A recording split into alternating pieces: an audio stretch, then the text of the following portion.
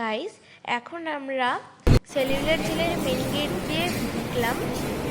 Main gate দিয়ে ঢুকেই আমরা প্রথমে দুটো গ্যালারি দেখে নেব, একটা মেন গেটের ডান দিকে আর একটা মেন গেটের বাম দিকে। এখানে আমরা গ্যালারিটা দেখছি, দেখে নিন।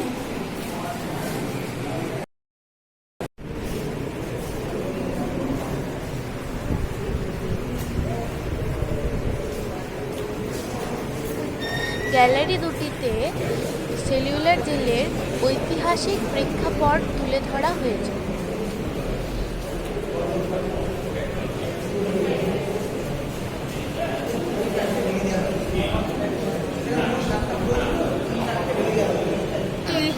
এটা সেলুলার জেলের স্ট্রাকচার দেখে নিন। ওইদিকে চলো, যে রাস্তা করে দিয়েছে আপনি উপরে দেখতে পারবেন। এই চ্যাপ্টারের মধ্যে অলরেডি দুটো বিশ্বযুদ্ধের সময় ভেঙে দিয়েছিল জাপানিজরা। নেতাজি আবার ঘোষণা করলো।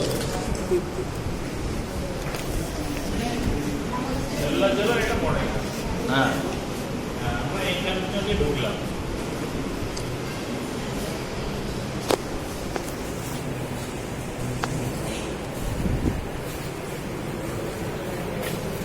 খুশি এটা এখানে দেখো,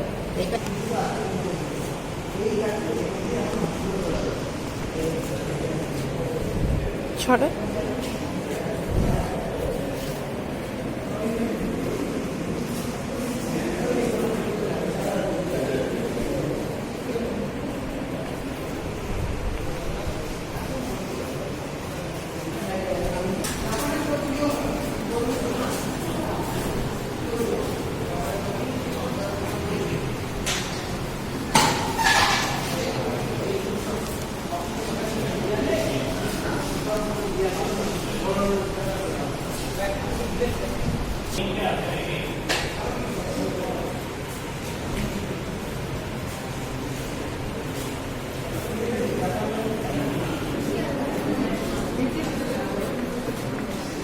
সরকার ইস্ট ইন্ডিয়া কোম্পানির পতন ঘটে এবং ব্রিটিশ যে রাজ, সেই রাজ শুরু হয়। তারা কিন্তু ইস্ট ইন্ডিয়া কোম্পানি আমাদের শাসন করতো।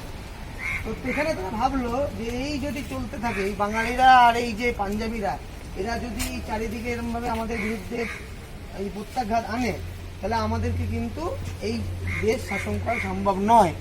তার ফলে কি হলো, তারা ঠিক করলো যে এই সমস্ত যারা বিপ্লবী আছে তাদেরকে কালাপানির সাজা হিসাবে আমরা দেশান্তর করে দেবো, মানে একটা অন্য দ্বীপে করে দেবো, রূপান্তর করে দেবো। সেই দ্বীপে থাকবে, সেখান থেকে তারা যোগাযোগ করতে পারবে না, কোনো রকম ষড়যন্ত্রে তারা লিপ্ত হতে পারবে না। তাই 1896 সালে এই জেলটা তৈরি করা শুরু হয় এবং 1906 সালে এসে এটা তৈরি করা শেষ হয়। এবার এখানে মোট 696টা প্রকোষ্ঠ, অর্থাৎ এক একটা করে সেল ছিল, ঠিক আছে। মোট 7টা বিল্ডিং ছিল। 7টা বিল্ডিংয়ের মধ্যে এখন এই মুহূর্তে 3টে বিল্ডিং আপনাদের দেখার জন্য ছেড়ে দেওয়া হয়েছে। 4টে বিল্ডিংয়ের মধ্যে 2টো বিল্ডিং দ্বিতীয় বিশ্বযুদ্ধে জাপানিজরা যখন বোম্বিং করে তখন ধ্বংস হয়ে যায়। তো বাকি দুটোকে পরে ভেঙে দিয়ে আপনাকে এখানে বল্লভগঞ্জ হসপিটাল তৈরি করা হয়। তো এখন আপনারা দেখুন 3টে বিল্ডিং। এবার বিষয় বলি, এইখানে এটা করা হলো যখন বাঙালি বিপ্লবীদেরকে এখানে নিয়ে আসা হলো, তাদেরকে এখানে অকথ্য অত্যাচার করা হলো।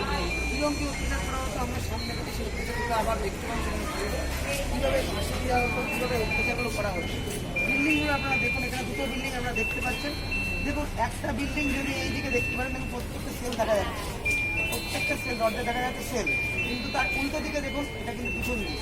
অর্থাৎ কোনো বন্দি অন্য বন্দির সাথে দেখা করতে না পারে, এই বিল্ডিংয়ের লোক ওই বিল্ডিংয়ের লোককে না দেখতে পারে, যোগাযোগ না করতে পারে, তার জন্য এর পিছন দিকটা ওর সামনের দিক, ওর সামনের দিকটা পিছন দিক, এইভাবে বানানো হয়েছিল, ঠিক আছে।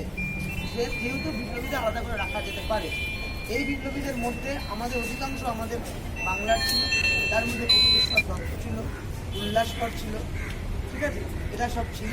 এরা আলিপুর ষড়যন্ত্র মামলা থেকে শুরু করে ভগৎ সিংয়ের সাথে যারা ছিল, প্রতিবেশ্বর দত্ত, তারা সব এখানে ছিল, ঠিক আছে। শচীন্দ্রনাথ সান্যাল ছিল, অনেকজন ছিল বাঙালিরা।